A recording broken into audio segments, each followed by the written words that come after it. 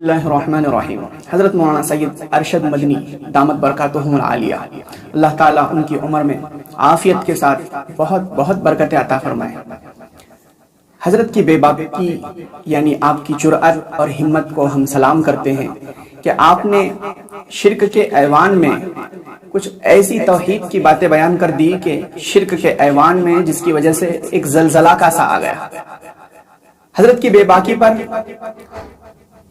مولانا اشتیاق حیدر سمستی پوری انہوں نے ایک منظوم کلام لکھا ہے، بہت مجھے پسند آیا، تو جی چاہتا ہے کہ میں بھی آپ کے سامنے اسے پڑھ کر سناؤں۔ نغمہ توحید سن کر ابو لہب گھبرا گیا، نغمہ توحید سن کر ابو لہب گھبرا گیا، شرک کے ایوان میں ایک زلزلہ سا آ گیا، شرک کے ایوان میں ایک زلزلہ سا آ گیا۔ اور رام لیلا کا میدان کچھ صفا پہاڑی کی یاد دلاتا تھا۔ جب آپ صلی اللہ علیہ وسلم نے سبھی قبیلوں کو جمع کیا اور سب کو توحید کی دعوت دی اور کہا قولوا لا الہ الا اللہ تفلحوا، کہ لا الہ الا اللہ کہو اور کامیاب ہو جاؤ، تو سب سے پہلے مخالفت جو کی تھی وہ حضور کے چچا ابو لہب نے کی تھی، اور اس نے کہا تھا کہ تبا لک سائر اليوم لہذا جمعتنا، کہ محمد آپ کا ناس ہو جائے نعوذ باللہ صلی اللہ علیہ وآلہ وسلم، کہ آپ نے ہمیں اسی لیے جمع کیا تھا۔ یہی بات آپ نے اس میدان میں جب منچ کے اوپر اسٹیج کے اوپر اس سفید پوش شخص کو کہتے ہوئے بھی سنی ہوگی کہ آپ یہ کہانیاں کیا بیان کر رہے ہو۔ جب توحید کی بات کہی گئی تو اس کو کہانی سے تعبیر کیا اور کہا کہ ہم اس سے سہمت نہیں ہیں، اور وہاں سے اپنے ساتھیوں کو لے کر دم دبا کر وہ لوگ بھاگ گئے۔ تو وہ کچھ صفا پہاڑی کی ہی یاد دلاتا ہے واقعہ۔ تو شاعر کہتے ہیں باطلوں کو کب گوارا ہے حقیقت گویا، باطلوں کو کب گوارا ہے حقیقت گویا، بو لہب کا طرز ابن بو لہب دوہرا گیا، بو لہب کا طرز ابن بو لہب دوہرا گیا۔ وہ وہی ابن بو لہب جس نے منہ پر سفید پٹی باندھی ہوئی تھی، آپ سمجھ سکتے ہیں کون تھا وہ، بو لہب کا بیٹا۔ آگے لکھتے ہیں شیر بوڑھا ہو تو پھر بھی شیر آخر شیر ہے، شیر بوڑھا ہو تو پھر بھی شیر آخر شیر ہے، گیدڑوں کو یہ حقیقت پل میں وہ سمجھا گیا، گیدڑوں کو یہ حقیقت پل میں وہ سمجھا گیا۔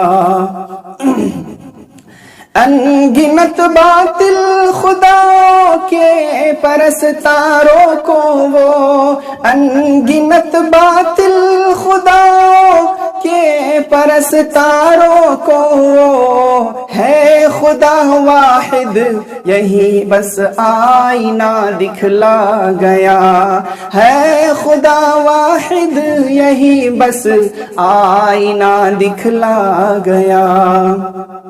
اپنی بے باکی و جرأت سے امیر الہند تو، اپنی بے باکی و جرأت سے امیر الہند تو، صاحب ایمان کے قلب و جگر پر چھا گیا، صاحب ایمان کے قلب و جگر پر چھا گیا۔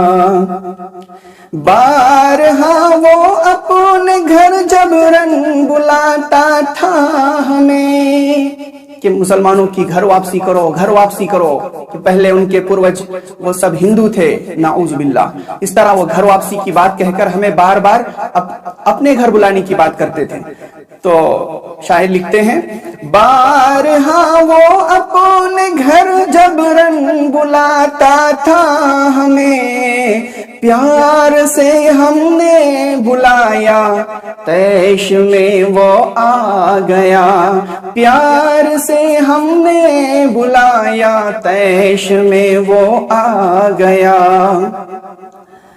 فطرت باطل ہے حیدر تم دبا کر بھاگنا، وہ جو وہاں سے اسٹیج پر سے دم دبا کر بھاگے وہی خود ان کی شکست اور ناکامی کی دلیل تھی کہ ان کے پاس کوئی دلیل ہی نہیں تھی، اس لیے تو بھاگے۔ تو شاعر کہتے ہیں فطرت باطل ہے حیدر تم دبا کر بھاگنا، روز اول سے ہر ایک میدان میں یہ دیکھا گیا، روز اول سے ہر ایک میدان میں یہ دیکھا گیا۔